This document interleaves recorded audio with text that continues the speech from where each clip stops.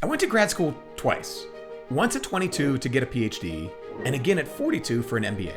And I'm not convinced that either one was a smart decision. Weighing the 100 grand plus cost, lost earnings, and 7 years of my life, the question is, was it really worth it?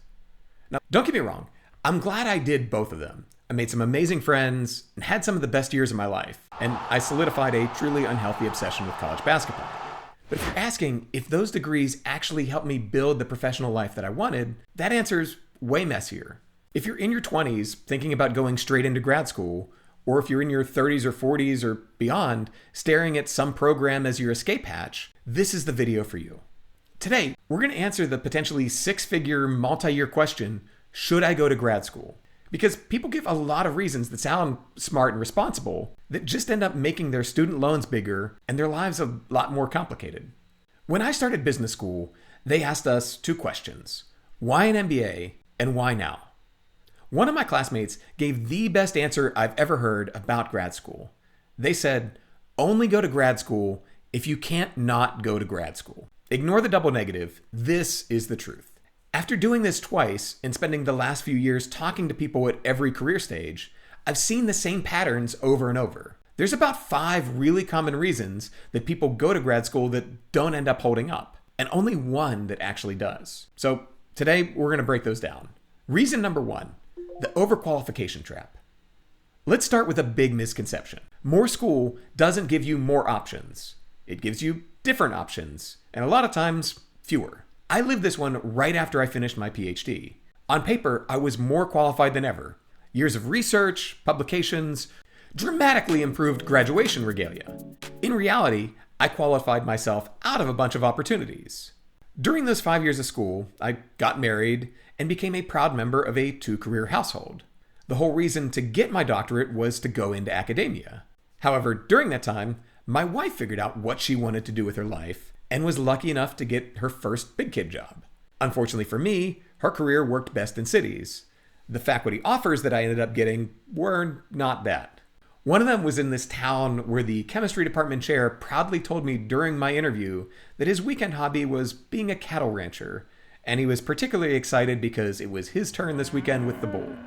So yeah, not exactly what she was looking for to continue her career. On top of that, every offer that I had paid less than what my wife was making. So I had to pivot. I started to apply to backup jobs just to stay local. In the field, stuff that I was interested in, but positions that generally hired from bachelor's degrees. And I kept getting rejected. Not because I wasn't qualified or couldn't do the job, but because I was too qualified. When a hiring manager sees a wildly overqualified resume, they don't think, wow, impressive. They think, what's wrong with this guy? Why do they want this job? Or how long until they're bored and find a better offer and leave? Hiring is already a pain, and nobody wants to roll the dice on someone that looks like they'll be unhappy or out in 6 months. Few people talk about this when you're considering grad school. You don't just become more qualified, you get more specialized. And that specialization becomes harder to get hired from outside of your narrow lane. So before you close those doors, you better make sure that the ones that you're opening are worth it, because that exchange costs years of your life and a big pile of money. And that leads us to our next reason. Reason number 2, the invisible price tag of grad school. Grad school isn't just tuition. It's years of your life that you're not in the workforce. Even when you're in a funded PhD program and technically getting paid, you're making a tiny fraction of what you'd be making in the corporate world. One of my professors would say that the low stipend was to motivate students to work harder and get out sooner. This is a little dark, but it's accurate. What I learned years later, once I'd pivoted into industry, was while I was getting my PhD in chemistry, a bunch of people were getting their PhD in whatever company. They were learning how that organization actually worked, how decisions get made, how to manage people, how to play politics. While I came in at a PhD salary, they were already ahead on their professional trajectory. As I found myself growing into a direction that didn't require my doctorate, I realized that their experience provided stronger momentum for promotion. Normally, this is where people will show the break-even chart that the PhD eventually wins the salary race. Sometimes that's true, but it only works if 2 things happen. 1, you get a job that your degree was designed for, and 2, you stay in that lane, which leads to the next problem. Reason number 3, you don't actually know who you are yet. When I started my PhD, I was 100% sure that I needed to do it. I was going to be a professor. That was my plan. And then I got my dream academic job, and I realized it wasn't who I wanted to be for the rest of my life. Nowadays, the only thing that I use my degree for is selecting a different title in drop-down menus and occasionally getting called doctor on vacation, hoping that no one ever mistakes me for the medical kind. This confusion or future misalignment can happen when you're making life-defining decisions at 22. And that's the real problem with all of these ROI charts. They only work if you already know what you want to do with your life. When you go to grad school, you're not just picking a degree. You're stepping into a path with some high walls and doors closing behind you. You're betting years today on becoming a future version of yourself that loves that lane. Sometimes it happens, others it doesn't. It didn't for me. Years later, I found myself more engaged by work that focused on people, leadership, and strategy, things that I honestly didn't even know existed at the time that I committed to lab life. And that's the trap. The more you invest in becoming a thing, the harder it feels to stop being that thing. It becomes your identity. Changing direction doesn't feel like a choice. It feels like admitting that you were wrong. So you stay. You try to make past you not look stupid. And that leads straight into the next reason. Because for a lot of people, going to grad school isn't about knowing who you are. They're already in an identity trap and aren't ready to stop. Reason number 4, academic procrastination. You spend your whole childhood and early adulthood being rewarded for building a good student persona. That becomes the end game long before the real game even starts. So when you hit that moment after undergrad, when you're supposed to go out into the messy, ambiguous world and figure out who you actually are, grad school starts to look pretty appealing. It's hard to walk away from the game that you already know how to win. Grad school was a very socially acceptable way to procrastinate on adulthood. You tell yourself and the world that you're being ambitious, responsible, investing in your future. But sometimes what you're really doing is avoiding the risk of figuring out who you are when there's no syllabus and no clear GPA scoreboard. And just like any identity trap, the longer you stay in that world, the harder it becomes to leave. Being a student feels safe. It's who you are. Being a professional means you might have to actually be bad at something for a while.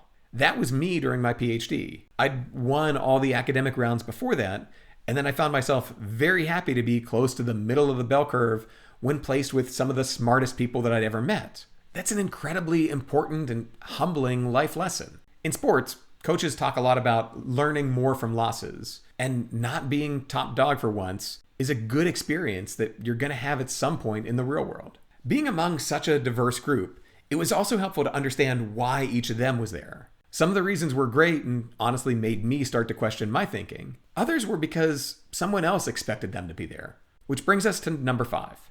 Reason 5, you're running someone else's race. A lot of people don't end up in grad school because they made a clear, conscious choice.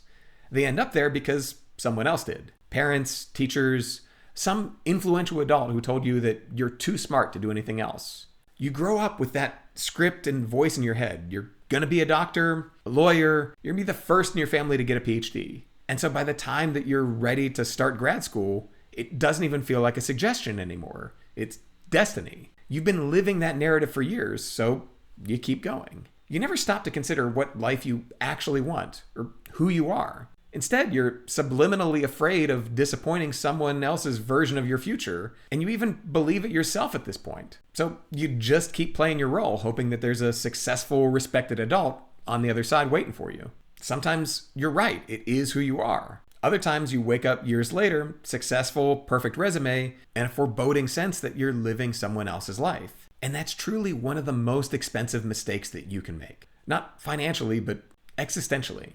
Just like the other traps, it's tough to walk away, even when the voice in your head that whole time has been somebody else's. All right, so that's the end of the list. After all that, this probably sounds like I'm talking you out of grad school. But like I said, I loved my time there, and for the right person, it offers a ton of value. What I'm advocating for is taking the time to make sure that you're doing it for the right reason. The only reason that you can't not go. The thing holding you back from becoming who you're meant to be is the degree. Whether you can take the time for self-reflection as an undergrad or after you graduate to figure out who you are and who you want to be, that can be a very worthwhile investment. And it can be a lot less expensive than jumping into more education that's going to eliminate professional options. While going to grad school closes those doors, the opposite isn't true. The door to go back to school pretty much always remains wide open. In fact, some of the best people that I've gone to school with were the ones that didn't go straight through. They were the ones who worked first for a while. People who'd been in real jobs, figured out how to manage their time more effectively, and not just continue the academic game that they'd always played. Most of all, those are the ones that knew professionally what problem they were trying to solve. And this isn't just a challenge in your early 20s, because I did the exact same thing again in my 40s. I went back for an MBA not because I hit some credential wall and door that wouldn't open, but because I was confused and was looking for some sense of professional control. I knew I wasn't who my resume said that I was, and I wanted some tangible thing to scream to the world, look, I'm a different guy. And an MBA is a very expensive LinkedIn line item for that. Maybe it is the right move. Maybe it's just the adult version of academic procrastination. Nicer classroom, better catering, same trap. Which is why all of this collapses down to the one rule that actually holds up. Only go to grad school if you can't not go. If you've done the hard work of self-discovery first. You've figured out who you are, who you want to be, and what problem you're actually trying to solve. And you know the degree is worth it because it's going to open the door that you're already standing right in front of. That's what I've been working on recently, helping people answer that question for themselves. Figure out what they should be doing. If you're currently staring at a grad school application as an escape hatch, let's talk before you hit submit. My information's in the description. If this was helpful, leave a like to let me know, or consider subscribing as I share more insights on professional self-discovery, including my own personal experience. And if you're considering another degree, I'd love to hear about it. Let me know in the comments what your plans are and what you're working towards professionally. Grad school was some of my favorite times, and I'd love to live vicariously and help you however I can. Thanks so much, and best of luck becoming who you're meant to be.